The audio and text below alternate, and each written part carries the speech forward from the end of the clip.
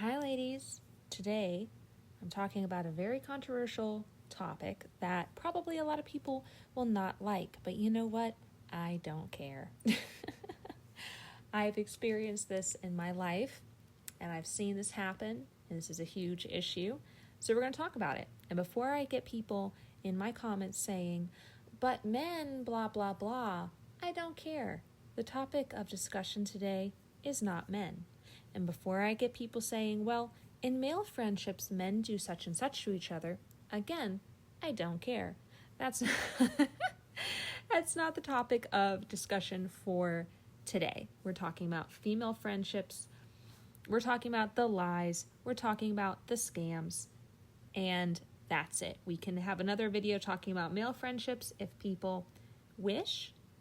But right now we're sticking to the script. So, a lot of people talk about the programming that women receive from the time they're little girls to prioritize romance, to center men, to look at romance through this like rose-colored glasses, idealistic lens. And while that might be true to a certain extent, I would argue that we receive way more programming, way more, to prioritize female friendships and to look at female friendships through this idealistic fantasy world lens. Whether it's Barbie, whether it is Care Bears, My Little Pony, whatever. A lot of the media for little girls is around this idea of sisterhood, where we're all like happy for each other, and we all help each other out, and we're all in this like group of girlfriends and everything's great. So that's my answer to that. I think I personally have received far more programming around female friendships than romantic relationships. So take that as it is. One of the main things that I see happening, and this is obvious, a lot of women experience this, is women will enter and exit female friendships based on their relationship status. So there's no consistency. When they are in a relationship, they fall off the face of the earth. They don't spend time with you. If you have a problem, they're not there to help you. And then when they break up or they get dumped or whatever, then they come back to the friendship and they're all emotional and they're crying on your shoulder and they're expecting you to do all this emotional labor for them. And they want you to go out with them so they have someone to go to restaurants and bars and events with so that they can pick up a man. So you're there to facilitate, you're there to be a receptacle for their emotions, and you're there to facilitate them meeting their next man. So it's a really common thing that happens. Another thing that happens is they will be in a really bad relationship, or they will be messing with a man that they know that they shouldn't be messing with. That man is draining them emotionally, energetically, maybe even financially. And then instead of cutting off that man, they come to you, crying in your shoulder, vent to you, trauma dump on you, and they end up draining you. So your energy is going to this woman who is then being drained by that man. So if you think about it, you are indirectly getting drained by a toxic or abusive man through this woman, because the energy is just passing hands through her, basically. So instead of shutting that faucet off, she is being drained and drained and drained, and then coming to you for a top off. So it's another thing that happens. Okay, another thing that happens is a lot of women in our current society have zero accountability, take zero self-responsibility. Everything is someone else doing it to them, right? And even if you take a toxic relationship, for example, there's always at least an element of, even if you are not doing anything toxic in that relationship, you have the choice to be in it. So there is some element of free will that a lot of women just abandon. They just give up. Maybe we're programmed to do so. Who knows? But they give up any accountability and self-responsibility. So they come to the female friendship expecting that they can trauma dump and they can vent and they can take all these emotional resources and time. So time consuming. But if you dare challenge them, it's like the world ends. You know, they can come vent, trauma dump, and exploit you. But if you say, hey, you're playing a part in this situation, you can't say that. That's not being a supportive friend. That's not being a girl's girl. There's this expectation of just unconditional acceptance for whatever the friend is doing. Another thing, with some of these friendships, especially with the women that have no accountability and take no responsibility, they have a lot of rhetoric around men and how bad men are and all men suck and whatever. Now, a lot of these women are just as bad or worse than the men that they're trashing. I had a female friend I had to distance myself from who would always be saying things like, oh, well, you know, men suck and men are trash and whatever. And I would start to say things like, well, you know, your man's trash. Well, yeah, for you, that's true, you know, because she would know how terrible a man was. Like, he would be a drug user, or, you know, she would know that he was running around on her, whatever, and she just wanted to end the friendship. So she's taking that, or the relationship, she's taking that interaction and just applying it to a whole group of people. So I would kind of push back on that and be like, well, your man sucks. Well, that's true. And when you say something like that to a woman, they almost don't even know how to handle it because they expect you to get on that bandwagon. They expect you to engage in that groupthink, right? And that groupthink is just a way for them to pass off accountability and responsibility. Because it's like, oh, this whole group of people, they're just bad.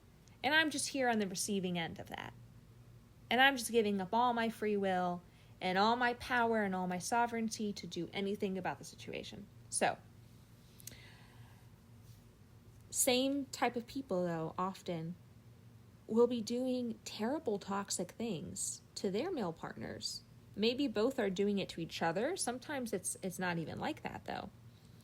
And so there have been situations where, you know, certain former female friends would say things like, oh, all men suck and whatever. And I'm thinking to myself, you suck. You suck, girl. Like, you've cheated on every single boyfriend you've ever had. You suck. And you've had some shitty partners, don't get me wrong, but you yourself have done so much, and they'll justify the things that they do. And you may ask, well, why would you keep around a friend like that? When you're really young and someone cheats on someone or does something, you think, oh, okay, you know, this person made a pretty bad mistake, but people make mistakes, you know? So you're thinking like, this is a one-off thing. They're going to learn from it, yada, yada, yada. And they don't. They don't, usually. Sometimes people do.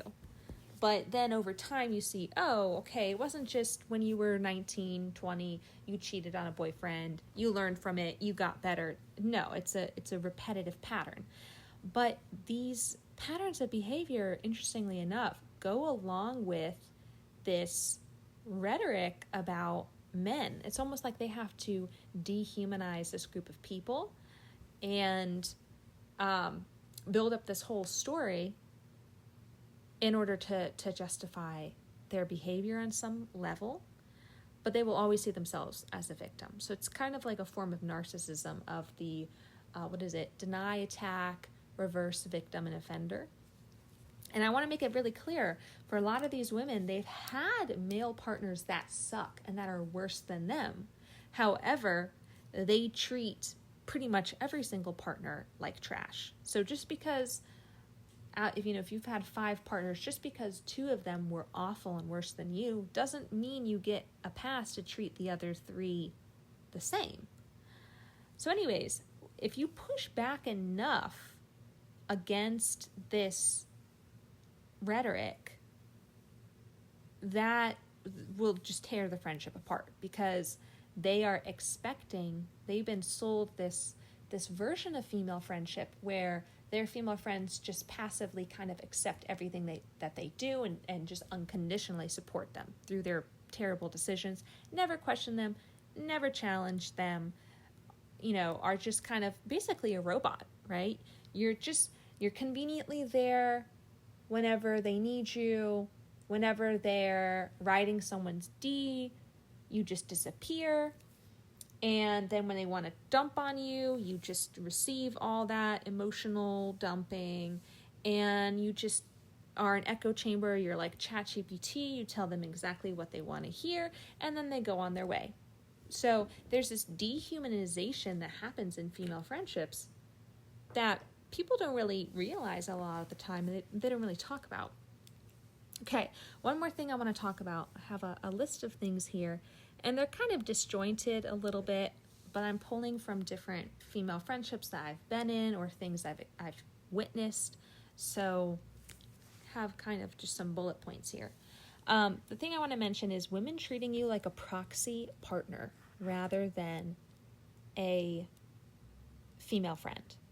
There's a group of women that will treat their female friends almost like a male influence in their lives, and they will outsource masculine tasks onto you. Even if you're a feminine woman, they will expect you to utilize a lot of your masculinity to benefit them. So let me give you an example. I had a friend where she would ask me to help her. Can you help me put this furniture together? Can you help me move this couch? Can you help me blah, blah, blah, blah, blah? And I was happy to do it. And I would do that to help out a friend, and I would ask female friends to help me out with that. However, she would have men in her life. That would be like situationships or booty calls or whatever. And she would never ask them to help her hang a picture or put together a couch or whatever. So they would come in, sleep with her, party with her, whatever, and then leave. And she would basically get her sexual and excitement needs met through the man, but because she knew on some level that he didn't really care about her, she wouldn't even ask, because she didn't want to be disappointed when he would be like, nah, I'm not helping you with that, because he didn't give an F, and she would outsource these tasks onto me. And I asked her at some point, I'm like, look, why don't you ask so-and-so to help you with this, because like we're moving a huge heavy couch, we're putting it together, we're 2 kind of small women, like why not, ask this man?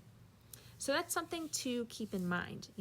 For me, it's really not fun to have these things put on me.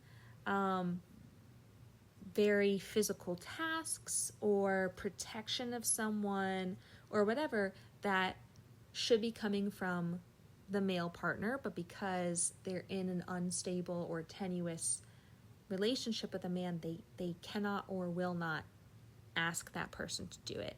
It's not fair to put that on a female friend when you have a masculine man in your life that should be doing those things.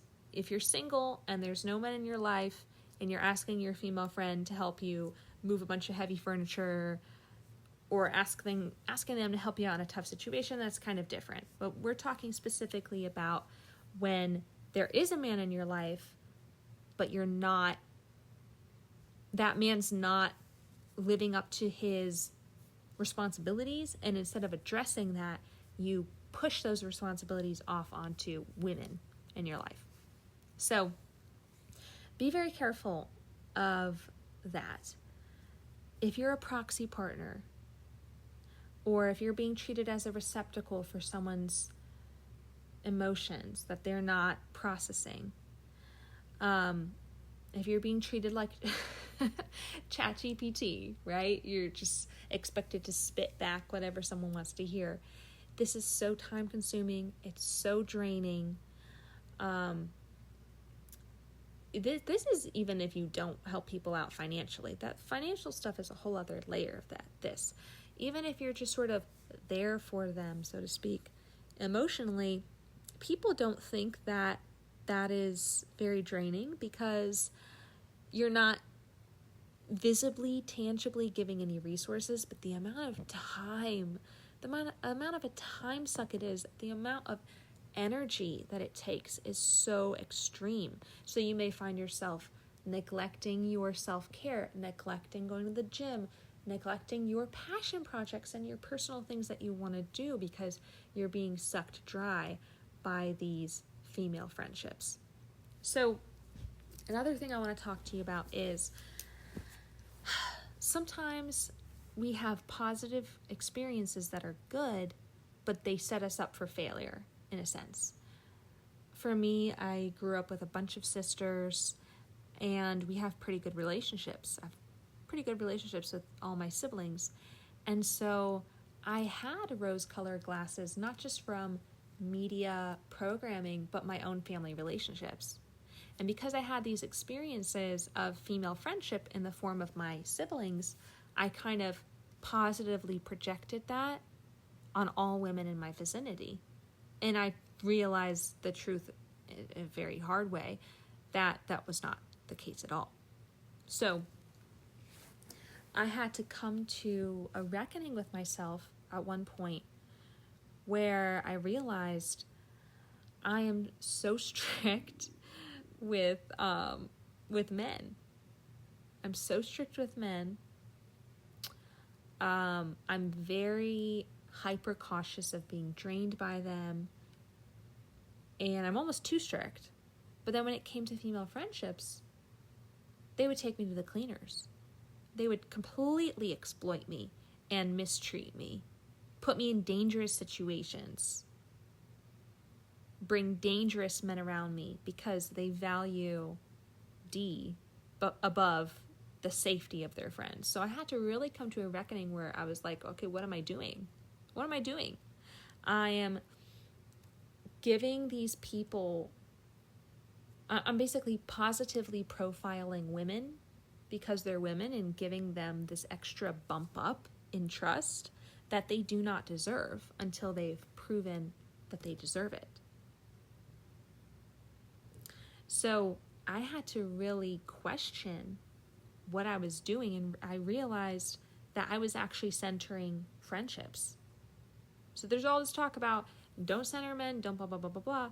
But I realized, oh my goodness, my life is being held back by my female friends. My female friends. And, I have no data to back this up, obviously, but I realized that probably the reason I haven't achieved some of the goals that I want to achieve, maybe even the reason I have not yet, started a family is because of being in these draining female friendships where all my emotional resources and all my extra time are taken up with these female friends, and then I have nothing left over to take care of myself, go to the gym, go out, meet men, wine and dine, meet other people, make creative connections, do passion projects. So that was a really scary moment for me. That was like a red pill moment. I'm not talking about red pill ideology, but more like in the Matrix, It was a paradigm shifting moment. There you go. Paradigm shifting moment for me where I realized that my my trust in women, my unjustified trust in women and availability to women was actually hurting me in every other area of my life. So all of this is to say, I have not sworn off female friendships, obviously, but I'm way more selective now. I am way more selective. I am not giving benefit of the doubt to women. If I see any sort of personality disorder, behavior, you're out. If I see any weird interactions with toxic men and then coming to me to vent about it, you're out. I'm not available for that anymore. I do not care. If I see any lack of accountability, victim mentality, you're out. If I'm hearing black and white thinking about men or other groups of people, you're out. If you're trying to outsource masculine tasks on me that your husband or boyfriend should be doing, you're out. So there's a lot of disqualifiers now, and dare I say, I'm actually putting things like dating above my female friendships. Oh my gosh, anathema, heresy, how could you? But yeah, so for me now, my getting what I want, I'm just way more honest about, I care more about getting what I want, whether that's in a relationship with a man, money, career, muscles at the gym, whatever. That is so much more important to me than petty problems or some sort of veneer or facade of female friendship that's really not true friendship, and it's just kind of a crabs in the bucket experience where we're all miserable together. I don't care for that. I would rather just get what I want and live a good life than be like, well, I have this group of friends, we all go out to the bar, and then we all complain about men, and we all stay in our toxic situationships and enable each other. Like, no, that's not it. So anyways, I hope that this has been an eye-opening experience for you. If you've been the shitty friend, that's okay. I think all women have at some point. So change that. And if you're on the other end, stop enabling that. The more that we as women look at truth as love and accountability as love, the better off that we will be. We have enough empathy. We don't need more. We need truth. We need accountability. We need some stoicism. We need to be real with ourselves and with each other. So I hope you've enjoyed this, and I will catch you on the flip side.